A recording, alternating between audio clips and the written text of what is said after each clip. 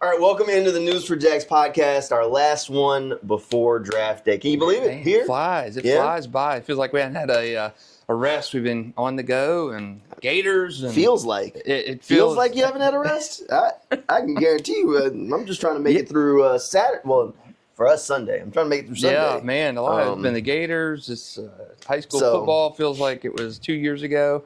But draft is one of my most favorite parts of the year. Love it. It's hard. It's a lot of find time to kind of go through stuff and comb through guys and cram stuff together. And yeah, that Gators run definitely took away some of my time. Yep. So then it was trying to make up time. But yeah, look, it's fun. It's officially here, and the one of the more fun things this year, at least for us in Jacksonville, is nobody has a damn clue of what the Jaguars are going to do. No, in the past, you felt Trent Value had a pretty good idea on Trent Value. Trent Baalke, he was the value kind of guy. Yeah. He was value, and he prioritized guys like a Walker Little who were coming off injuries, Yep. Andre Sisco coming off injuries, those kind of guys, even though that was with the Urban Meyer regime.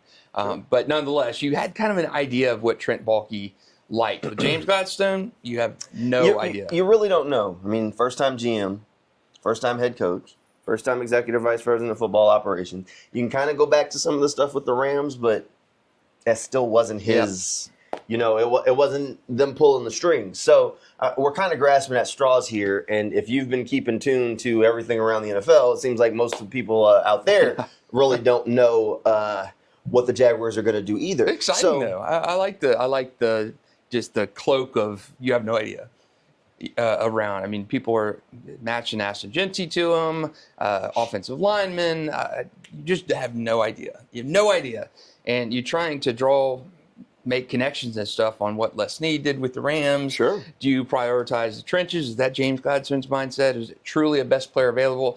You really just don't know. And I think that's why Jacksonville in that top 10 holds so much intrigue as to really the direction where that draft could go. I mean, you've seen trade-up scenarios. I think I saw one online. I don't know how valid it is. Denver possibly coming up to Jacksonville. Dallas working on big trade. You just do not know. I mean, could those be with Jacksonville at all? And I think they're going to be on the move, but I don't think the Denver trade's not real. The Denver trade's not real. So here's the thing. There are a handful of guys that are out there. We have officially put to bed our 7-round mocks for the Jags. Yeah, we've got a lot of mock drafts. A lot of handful of stuff. Some consistency across the board. I've pretty much done one every Monday for a while. But the final one is the only one that really matters. The rest of them we're just messing around. So here's what we'll do. Let's go through. I think we can go through the short list of the guys that are actually in play for the Jaguars in the first round. At least at 5, the way we see it right now. Maybe talk a little bit about the nature of the possibility of a trade up, trade down, and then we can quickly run through our 7-round and maybe spotlight a couple of picks that you like along the way. How about that? Yep, perfect. All right, so in that first round slot at 5, Will Campbell, Mason Graham, Ashton Genty. Who else you got? I mean, maybe a Ted McMillan, maybe a Kelvin Banks. I would not be a fan of that. I told you before we went on. I had a dream last night that Jacksonville made a trade up to number 2. We were doing our draft show at an old post office and made a trade up to number 2 and drafted a offensive tackle from Arkansas that nobody had ever heard of. He didn't even have any history on like AP or Getty photos. So it was a strange dream. It was a strange dream. I'd love to see him trade up to 2 and get Travis Hunter. How long have I been saying Calvin Banks now? This has been at least 2-3 weeks. You mentioned him. Yeah. Okay. I'm just out there. I think he's on the short list. Okay. So we got maybe a 4-player short list right now? A 4-player. At 5. At 5. So there's about a 4-player short list. You don't love the idea of Calvin Banks. I really like the idea of Calvin Banks. I think most of the Jaguars fans out there will riot if they draft Calvin Banks at 5. Is what it is. I think Will Campbell will go over pretty well if he's the guy. I think most people are okay with that because he's considered one of the universal kind of top offensive linemen this year's draft. If you draft Genty, I think that would go over pretty well. I agree. I think it's grown. The idea of him has grown on a lot of people out there. Bring him home. Jacksonville native, Ashton Genty. Yeah, the idea of Ashton Genty has grown on a lot of people, so I think that one would go over pretty well. Just about anything outside of that, I don't know if Jalen Walker's at 5 is going to go over too well with a lot of folks. All right, so trade up, trade down. Trade up, I don't think is going to be. I just don't see that one in the cards. I agree. I think you probably have to package a first rounder next year. You don't want to do that. I don't know if moving from 5 to let's say 2, 3 if perhaps Travis Hunter falls. I just think that's going to be rich for Jacksonville. Maybe Abdul Carter, but he did have the meds pop up with an injury that possibly ding his draft stock in some eyes. Same with Will Johnson. It will not. Will Johnson's stuff is different than Abdul Carter's a little bit. Would you be happy with Abdul Carter? Yes. Abdul Carter. So the vision for if you draft Jalen Walker, Abdul Carter is that but good. Right. I guess that was a shot at Jalen Walker. Man. But whatever. So I don't think trade up's in the cards. Trade back, on the other hand, I do think is in the cards. I would be all for that. Here's the problem. You got to have somebody who wants to come up. Yep. And I don't think I think the Jaguars are trying to move. I think a lot of the Genty smoke that's come out for the Jaguars at 5 wasn't coming from Jacksonville. I think that was coming from New England trying to drum up steam to move out of their pick. Because if for the Jaguars to try and be moving, it doesn't make sense for you to leak all the Genty stuff. Mm-hmm. The team ahead of you, they leak it. Okay, well, hey, if you want Genty, now you got to come up to 4. You got to come talk to me. That makes sense to me. So I do think the Jaguars want to move. They'd rather not sit at 5. If they sit at 5, I really think, let's say the expectation is it goes chalk, Will Campbell's off the board, I think it's between Genty and Banks. Wow, man, Genty and Banks. I like Genty. Kelvin at 5 is too rich for me. Now, I've felt kind of subconsciously this whole time that this would be almost the meat and potatoes draft early on, where they would address the offensive line, address the defensive line. I thought, just looking at the history in Gladstone, not having first-round picks, he had 2 first-round picks in his time with the Rams. I've just kind of felt that it would be a meat and potatoes kind of draft early. Yeah. Now, I like Ashton Genty. I think he, in the scenario where it's Abdul Carter, Cam Ward, Will Campbell, and Travis Hunter off the board early, I think in that scenario, I think Ashton Genty is the best player available, and you pounce on him. I think Jacksonville gets the best player available. And I said it on TV, he is an upgrade over what you have now. He takes a heck of a lot of pressure off Trevor Lawrence. Okay. Offensive line is better for him to run behind. I still think they need to address offensive line. So you think Banks? Look, allow me to play devil's advocate because I'm more of a Banks truther here. Banks is better than what you have on the offensive line right now because he'll slide in. He could compete at tackle. I think he's a guard. He'd replace Ezra Cleveland. He's better than what you got on the offensive line right now. He'll help Trevor Lawrence out. He'll help the run game out. So he basically checks a lot of the same boxes. True. He just doesn't have the same fanfare. He doesn't score touchdowns. People don't love it until you know. So look, it is what it is. That's cool. It's all right. He's too rich for me at 5. I wouldn't mind Kelvin Banks. I mean, he's kind of in this whole draft process. He started out top 3 pick. He was being mocked as number 1 overall at one point. Probably 6 months ago. He was talked. No, he was talked about in at the end of the season. I went and looked it up. Like when the Jaguars were losing and they were in the running for the number 1 overall pick, there were articles being written talking about the Jaguars being connected to Calvin Banks at number 1. True. So he is a guy that was mocked pretty high in the process, early on in the process, and in recent weeks has slid down mock draft boards. He slid quick for whatever reason into the teens, but I would not hate that pick. He is going to go higher than the general media consensus believes. I think offensive linemen in general go higher. He is going to go higher than the general consensus believes. I lock that in. That man is going to be off the board before 15. I agree. I agree. All right, so we'll run through these 7 rounders first. Let's do yours because I'm just gonna go ahead and let you talk. You traded back to 10 and you drafted Tyler Warren. Right. Sell it. I liked it. I liked the pick. I like in that scenario. A lot of the players we talked about in the pre-draft process amongst ourselves or in mock drafts before were gone off the board. Abdul Carter, Travis Hunter, those guys were all gone. So I think that I'm not sold on Brenton Strange. They have two kind of bargain bin blocking tight ends they signed in free agency. I think Tyler Warren is one of the best offensive skill guys in this draft. I think it made sense to go back to 10. In a perfect scenario, I would like to trade back as James Gladstone, whether that's you did trade back. I know, and I think this scenario works perfectly. You get a skilled tight end to package with Brenton Strange. I liked it, and I added some next year first round, or did I get a second round of this year? I don't. You don't. Let's see. You sent 5. Chicago sent you 10, 39, and 72. Okay, so I did get another second rounder out of that. Yes. So I like now, that. You did spend some of that capital. Yep. Because your next pick was you traded back into the first round. Traded back into the first round. Yep. You got to 29 and got Walter Nolan, which I loved. I loved those great. first two picks because he was a guy who was falling in the draft. You get your playmaker at 10, offensive playmaker at 10. Wait a minute. When I talked about him at 5.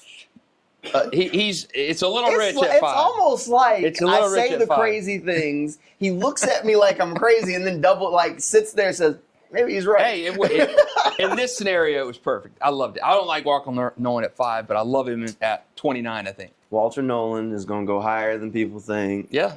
He's a top 10 guy. His ceiling is higher than Mason Graham's. Yeah, he's a top 10 guy. So I like that. What I said. I like that pick, too. I like 10, my pick at 10. I traded back in the first round, and I got maybe the second best defensive tackle in this draft. So Jamal got me kind of going on the Walter Nolan hype a few weeks ago. I don't like him at 5, but I love him at wherever I got him in 28, 29. All right, let's roll through a couple of these. You got Josh Connerly at 36 in the second round. Offensive line. In the third round, you went Savion Williams at 70. I'm going to tell you, I hate that pick. I hate Savion Williams. He's fast. He's Laviska Shenault. He's a little bit everything. He can't play receiver. He does a little bit everything. And PFF didn't like my pick of him either, but I like him. Savion Williams, for those who have no idea, he is Laviska Shenault. He is a receiver that can't play receiver. He is at best perfect world for career for him is Cordero Patterson. Hey. And Cordero Patterson was never a good receiver. His best position in the NFL turned out to be a running back. Yeah, that's true. Savion Williams is that. Andrew Mabuka in the third round going at back 72. To him. Third draft, I've got him. Yeah. Big time safety, Texas. I think he'd be a good guy. Jarrett Wilson at 88. Another guy that I've gotten in mock drafts we did before. The center kind of to follow Robert Hainsey. In the fourth, you got Mello Dotson and Brashard Smith. Brashard is my kind of, I don't even know how to not say ETN replacement, but I do think he's a guy who can catch, who can run. Possibility as a 3-down back for the Jags. Converted wide receiver. He's at least your passing down back early on. And then you added Malachi Moore late in the 6th round. Malachi Moore. I think you got him too, right? Yeah, I like Malachi Moore. So 2 safeties in the draft. I love my first 3 picks. Tyler Warren, Walter Nolan, and Josh Connerly. I think those are 3 huge needs. And yes, you lose out on the top 2 offensive linemen, top 3 offensive linemen with getting Connerly, but he's a solid 4th guy. Yeah, that's pretty good. So we've gotten into this just letting ChatGPT be the impartial grader. They gave him an A-. Biggest steal was Walter Nolan. Biggest gamble, Savion Williams. So not crazy there. ChatGPT sees it too. All right, so my mock really quickly here. I traded back to 10 with the Bears. The Bears went up to get Genty. I moved back to 10. I took Calvin Banks Jr., continuing the agenda, running into the bank, add him to the offensive line. I took the picks that I got there, moved back in at 23. Okay. I went and got Emeka Egbuka. I wanted to get him. From Ohio State. Add the second receiver that the Jaguars need to look. He's used to being Robin during his time at Ohio State. He was Robin to Marvin Harrison Jr. And last year, Jeremiah Smith. He was playing Robin to that guy. So he comes. He already knows how to be the second option. I would have drafted him, but I hit too quick I sped the draft up. Yeah, and I didn't have a chance. He was gone. So He's my guy. I liked him too. I double dipped from Ohio State back to back. So in the second round at 36, I went Tyleik Williams. Got a big kind of zero tech there for them. Third round, Demetrius Knight Jr. Added a linebacker. I think they need to add there. And he's an older guy in the draft who slid a little bit because of the age concerns, but he's good. Fourth round, Devin Neal, running back from Kansas. Do it all kind of running back. He'll quietly take over that running back backfield in a couple of years. Added Zy Alexander in the fifth round, Malachi Moore in the sixth round, and Johnny Walker Jr. from Missouri was my last pick in the sixth round. Undersized pass rushers, had over 14 sacks over the last 2 years. So a little bit of edge depth. Wish I could have got a corner or a safety a little bit earlier, but overall, I was relatively pleased. ChatGPT gave me a B+. Okay. They said Malachi Moore was my biggest steal, and my biggest gamble was taking Calvin Banks at 10. Man, ChatGPT not a fan of they are not Calvin a fan. Banks. Not a fan at all. So, look, I think overall, I think there's a lot of intrigue. I think we can narrow the list. The one thing that, like we've joked about intangibly rich, I think there's a handful of guys that I've at least applied intangibly rich the way I see it and been able to go back and figure out and can kind of start taking them off boards. Like, I don't expect Luther Burden the third. I'd be surprised there. I would be surprised at some of the other guys that have they want guys that are all ball. Mm-hmm. And so that's what they're overall going to be looking for. That's what I take as intangibly rich that works. So final, you're on the clock at 5. Yes. Board is broken. How it is expected to so break. Will Campbell's going at 4. Yep. Okay. What would I do? What would you do? I'd take Genty. So would I. So I think that's if you stay put, board breaks like it does. I think when the first person I think of when I hear that buzz phrase, intangibly rich, with the 4 guys off the board, Ashton Genty. I'd take Genty, and here's the thing. Let's think we'll stay in the AFC South with this. Derrick Henry. Yep. What he was able to do for the Titans offense made Ryan Tannehill a competent quarterback. And that's defenses had to be honest because you had to stack the box to stop him. You had to respect Derrick. You had to respect the king. If Genty can give Trevor that, there's no player that can be more single-handedly impactful toward Trevor Lawrence and making his job easier than what Genty can do. I agree. I think Ashton Genty is one of the true blue chips in this draft. I think he checks the boxes. He can catch out of the backfield too. He's the second most rushing yards in college football history behind Barry Sanders. When you're in that, I know you played at Boise State, but he's still, if you look at his tape, I mean, the breaking of the tackles that he's done. I know he's not going to do that at the NFL level, but you mentioned Derrick Henry.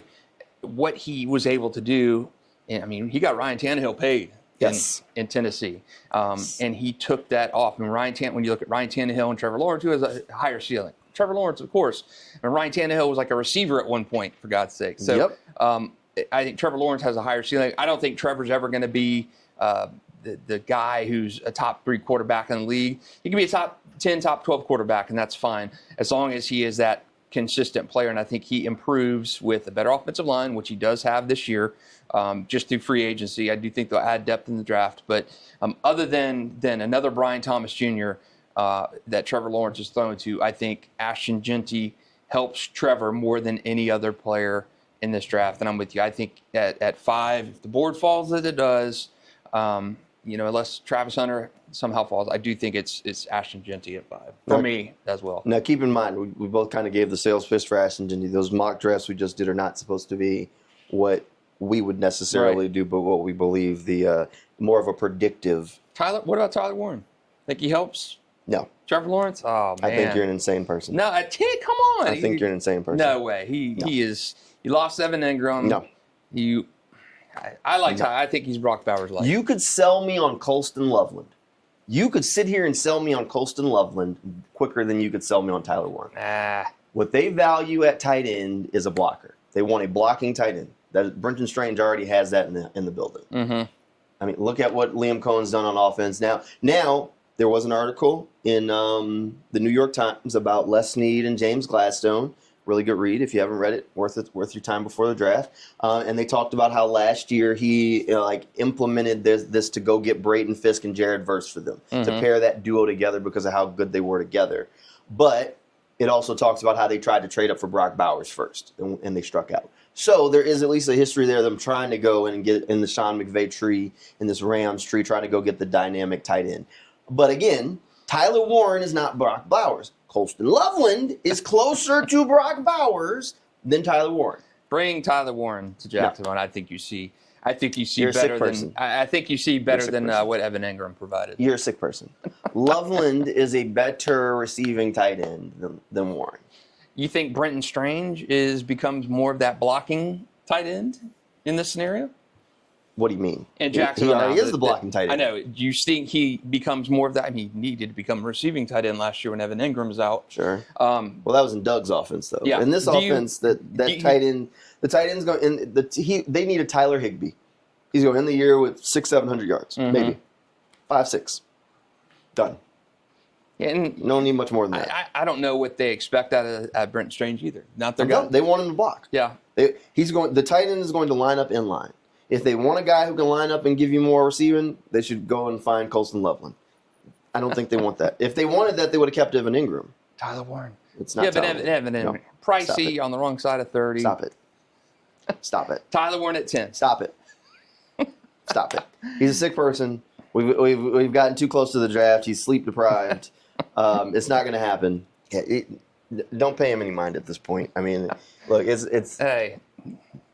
It's been a long time. No. I don't mind Tyler Warren at 10, but I do think Loveland at 36. If he's there, Loveland or how about this? Loveland at 23. He could. In our mock draft. Now we're talking. In our station, at 10 our department mock staff, Colson was already gone in the mid to early 20s. So I don't know. I would like a pass catching tight end though. I don't think they want one. Why? Come on. Be perfect. Be perfect for that offense. For whose offense? For the Liam Cohen offense. What pass-catching tight end have they implemented under Liam Cohen? I don't know. I don't think he's got one. The closest thing that he's had in like that Sean McVay tree was Gerald Everett. That year, I think he was in L.A. for a year, maybe two.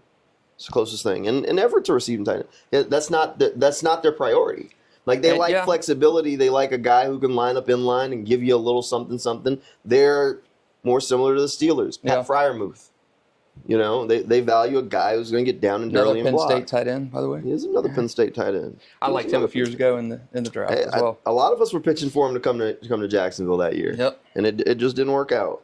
So we'll see what happens. I do, and kind of like in my draft scenario, I do like the possibility of them trading back in to round one. I think you should watch all 32 picks on Thursday night. Yeah. I think you should watch all 32. Don't go to sleep early, because it would not surprise me if we have a Devin Lloyd type scenario, where they come back in at around somewhere in the mid to late 20s, early 20s to go get someone. In your case, it was Walter Nolan. In my case, it was Emeka Ibuka. If Matthew Golden slides, that wouldn't surprise me as a guy who would be a big option there.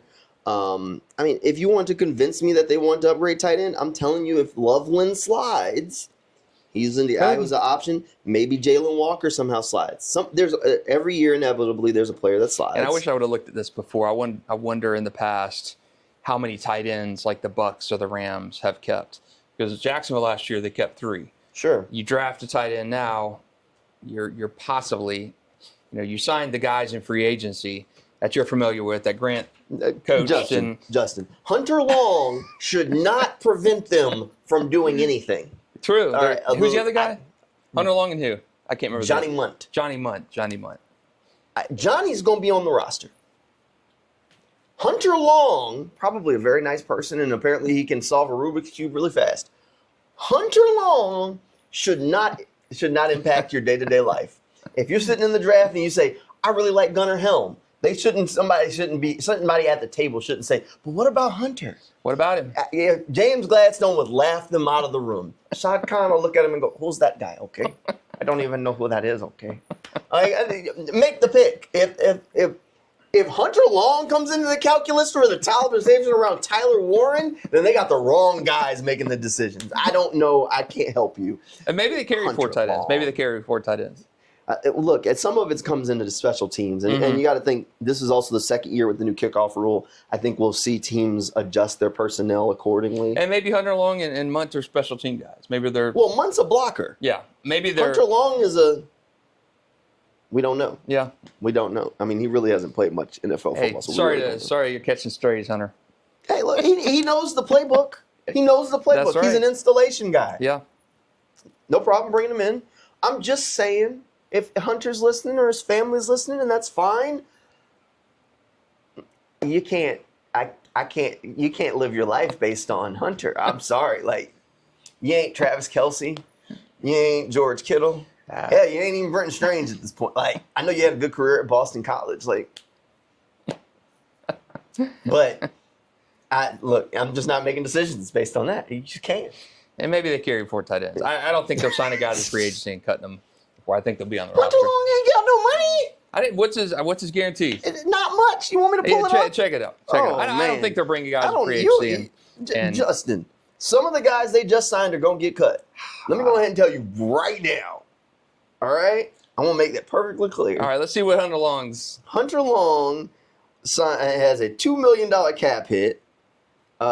His signing bonus was $750,000. He has a 2-year, $5 million deal. Total guarantees is $3 million, which that was that's it. So he has a $3 million guaranteed money. No, I think they're keeping him. I think he'll make the roster. You think they're keeping everybody, Justin? I think he'll make the roster. But you want him to draft Tyler Warren. I like. So where the money comes from? So I think you carry 4 tight ends in that situation. Maybe Brenton Strange. Odd man out. You never know. Do you want me to check Brenton Strange's guaranteed money? No. He's a second-round pick. He's year 3, so yeah. He's sleep deprived. Look, we'll have some Jaguars coverage coming your way tomorrow, Thursday at 7 p.m. over on News4JAGs, and then we'll be streaming on News4JAGs.com and News4JAGs Plus app until the Jaguars make the pick. So come hang out with us. We'll be over at Lemon Bar. If you're over there, throw something at the back of Meyer Alessandra's head. and maybe we'll turn around. But it'll be fun. We'll see what the Jaguars ultimately do. Hey, thanks for hanging out with us in this episode of the News4JAGs podcast, and we'll see you guys next time.